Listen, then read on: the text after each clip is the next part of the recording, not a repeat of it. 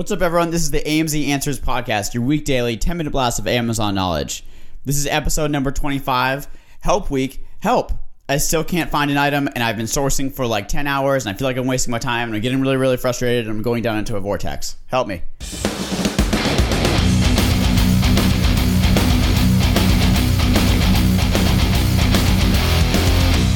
What's up, everybody? Welcome to episode number 25 of AMZ Answers. Help! I still can't find an item. This is Help Week number 5. This is also a very special episode because this is the end of the starting 25. That's right. The starting 25 is now a thing because I just said it is. We just made it a thing. It wasn't a thing before, but now we've realized it'd be good if it was a thing. So now we created a thing. The starting 25 will take you from 0 to sort of Amazon hero at the end. It will give you a great starting point for your Amazon business. It will give you a great starting point. Listen to these 25 episodes. Re-listen to the episodes. Re-listen to the episodes to these first 25. It'll give you a very good foundation. There's a lot in these episodes. You know, it's like a great book. You listen to them again. You get something else. You know, something stupid Noah has said, something great that I have said. No, what's a gripe that you have? A gripe that I have? Yeah. Podcasts with too many different labels and acronyms, like podcasts that have episode number and then the week number that they're going on, the region, and then like a starting pack. God damn it. No, I love it. Someday you're going to have a gripe, a real gripe. Okay. Yeah, what's my gripe? What's your gripe? Oh my God. Okay, my gripe is bathtubs are great, but so when someone leaves like accoutrement around the bathtub, like they have picture frames and they have oh my God, I totally agree with this. They have like papers and stuff. I want to splash around. Why would I get in there and splash? No, because I want to splish splash. Yeah, it's gonna get on your roses or your lavender. Get on all your stuff. My girlfriend has like not a tabletop. Lavender. It's not a tabletop. Pictures. It's like I want to get in the bathtub and splash around like a little child. I know. I don't get it. It's stupid. I want to feel my inner child. I can't find an item. Let's go. This is like we got to bring in this episode. This is very important. Okay, you have been searching for like 20 hours after work. You're exhausted and you can't find an item, or you don't know if this item is good, and it's very frustrating. We've all been there. It sucks. Let's talk about some ways that people can get unstuck. Okay, again, guys, we know you're tired. Okay, you're going to work. It's exhausting, and you're doing Amazon. Guess what? It's really, really tiring. It's really exhausting at first. It's really, really hard. Yeah. Here's the thing that you have to remember. There is no perfect item. Okay, there's no item. You're never going to find an item that you're like, I know for certain, especially not at the beginning. I know for certain 100% that this is going to sell well, right? That's why we minimize the risk. That's why you do small orders. That's why you don't do huge differentiators or pay for molds or whatever at the beginning. I'm about to pay for a mold on something. But what you want to find, what you want to say to yourself is, look, the worst item that is selling at least 3 or 4 times a day, the worst item in this niche, okay, can I make something that is feasibly better than that item? Yeah, so you look at the LVP. We've talked about that before in product sourcing week. The least viable product, the LVP. Go back and listen to the first week if you haven't already. Go back and listen. But the LVP is the item that's on the first page. It sells 4 or 5 a day, okay? Can you make something that has more reviews and that is better than that item? If the answer to that is yes, and the item is a relatively cheap investment and has very little reviews, then go for it. Okay, you are not going to find a perfect item. Guys, you never will. Any item that has reviews under 10, you can make up quickly relatively. This is actually a good point. We should talk about this. And yeah, anything under 10 you can make it pretty quickly. 25 is getting to... If you don't know how to get reviews, listen to Product Launch Week. Oh, you're so getting good. Reviews. You're so good. Yeah. Guys, 25 is getting to be... You can definitely make up 25. And 50 is a serious amount of reviews. If something has 50 reviews, it's tough. That's a lot of reviews. People, of course, will buy yours with a differentiator over that. But I'm just saying that, especially in the new days. So you guys know when you see products that are like 1,000 reviews, those are the old days of Amazon, where basically people's friends could review their items. But you know what? You know what's been happening lately, which I have seen lately, is that things with lower reviews are getting up higher recently than it has been. It used to be that things that were entrenched with thousands of reviews, you would not be able to beat them. But now it looks like they've changed their algorithm a little bit, and things with 2 and 3 reviews are sometimes a bestseller number 1. That's what I've seen. recently in the last couple weeks and Yes. sourcing. And there's a lot of buzz about this in the commune. I have seen buzz about this that they're like getting rid of all reviews. It's good. Wait, It's a good thing. it is a good thing. I just want to say that not to focus too much on trying to guess Amazon's algorithms for things, because that's a dark wormhole that you could. It's kind of like Google. It's like I could spend years trying to guess what they're doing. Yeah, I'm just and they saying. change it. But they're constantly changing it. That's how it seems to be right now. Okay, yeah. Let's go back to the wormhole. Let's talk to the people. Okay. Okay. What do you have to say? So we went over. You found an item. You're not sure if it's good. Our advice is to compare it to the LVP in the niche. Let's say that you are just go back a step. You haven't even found anything. You don't know what's up. You're crawling around in here. What I like to do, my favorite thing to do, is to go to Amazon Movers and Shakers. So you search Amazon Movers and Shakers, go to the first thing that pops up. It's a list of all of the items that are trending up in the last month. You go through each category and you find an item that looks small that's under 20 reviews. And you click on that. And that will give you a good jumping off point for something to sell in that niche.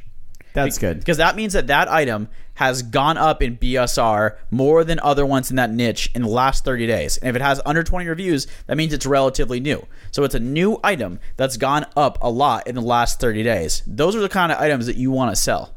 So you could at least copy that, and you could definitely make it a little bit better. Dig that moat, make it better in that niche. That's how I really like to find items.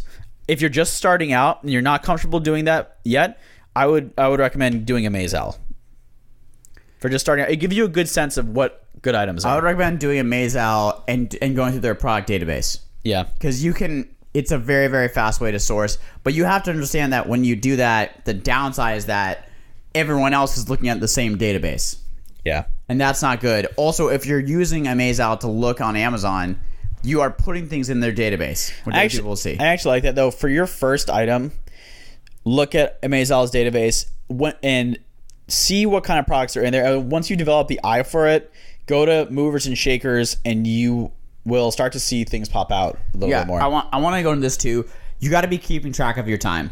So I use what's called Simple Simple Time Tracker. It's an extension that's free. And when you're sourcing for an item, keep track of all the time you're spending sourcing for the item. Yeah. Okay. At first it's gonna take you a long time. Okay, because it's your first time doing Amazon. But if you're getting to 20 hours and you're looking at these items and you don't want to move forward, stop what you're doing, right? Look at your items again, reevaluate. Maybe one of those is good enough to go forward with. Again, you're not going to find a perfect item ever. Guys, yeah, definitely.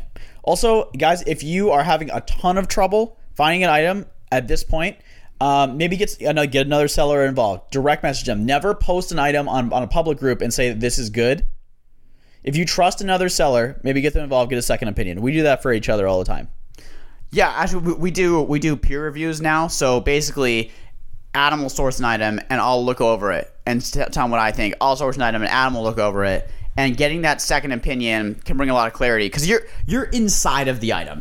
And you spend so much time looking at it. It's the more time you spend on. I feel like the more time you spend on something, the harder it is to be subjective about whether you should keep doing it or not. I also have a thing to say. I feel like people get caught up on, number one, sourcing the item, but then number two, what is your idea to sell a different kind of item? So you found the item, right? And then the second problem you need to answer is, what can I do to my item to make it different than the other ones in this niche? I think that causes a lot of paralysis.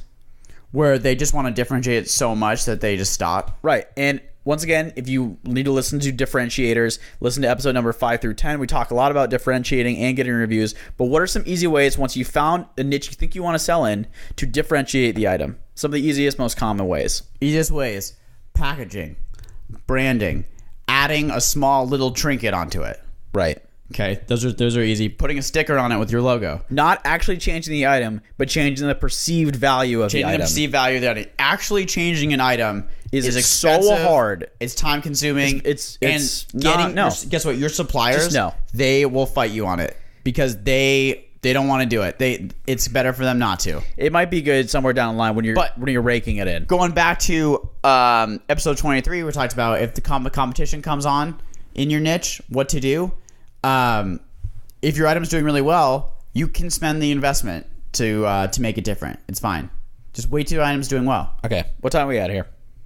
We're good. We're at 9:30. What is your biggest takeaway from guys finding an item? If you spend a ton of time, you must track your time when sourcing because it can be a wormhole. You must track your time. Or you go into a dark place. If you see an item and you can beat the LVP, that an LVP is something that's 4 or 5 sales a day, and you can beat it in reviews, and you can beat the listing, and you can differentiate your product, then go for it. And if it's cheap investment, then go for it. You got to pull the trigger. Yeah. My biggest takeaway is that if you are doing it, don't spend too much time on it. You have to pull the trigger at some point. My first item did not work out.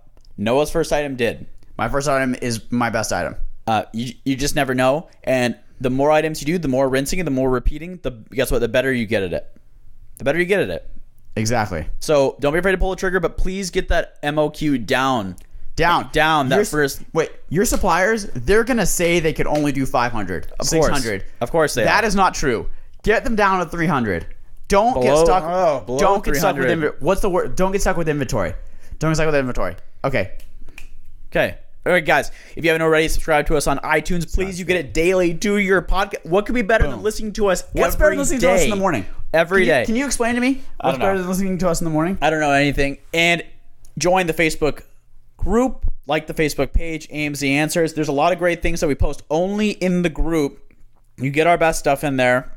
We love talking to you guys. We're loving this business. We love doing this. We love talking to everyone. It's just been great. It's great all around. We hope you guys enjoy it. It's fun to do it for us anyway, even if you don't enjoy it. So I love it. There's that. Love you guys. Keep fighting. I'm pointing at the Facebook Live if you're looking at me. Facebook Live. All right, guys. Bye. Have a great weekend. Bye.